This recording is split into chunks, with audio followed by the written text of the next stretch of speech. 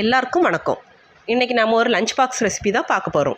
உருளைக்கிழங்கு சாதம் குழந்தைங்க பெரியவங்க எல்லாருக்கும் ரொம்ப பிடிக்கும். எப்படி செய்யலான்னு பார்ப்போம்.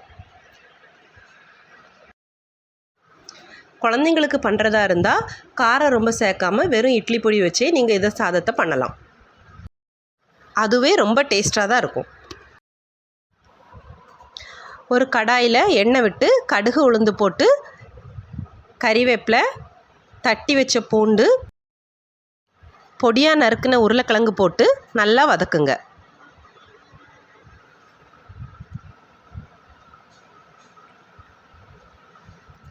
உருளைக்கிழங்கு முக்கால் பாகம் வெந்ததும் பொடியாக நறுக்கின ஒரு பெரிய வெங்காயத்தை சேர்த்து நல்லா வதக்குங்க.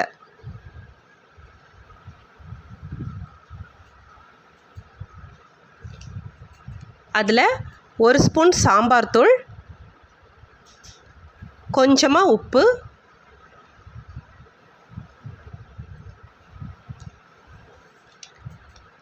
அரை ஸ்பூன் மஞ்சத்தூள் சேர்த்து நல்ல முருகலாக வர வரைக்கும் வதக்குங்க.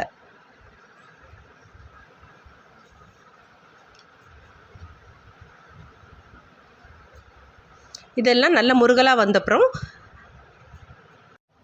ஒரு கப் வடித்து ஆற வச்ச சாதத்தை போட்டு நல்லா கிளறுங்க. கூடவே 2 ஸ்பூன் இட்லி பொடி சேர்த்து எல்லா இடமும் படும்படி நல்லா மிக்ஸ் பண்ணி விடுங்க.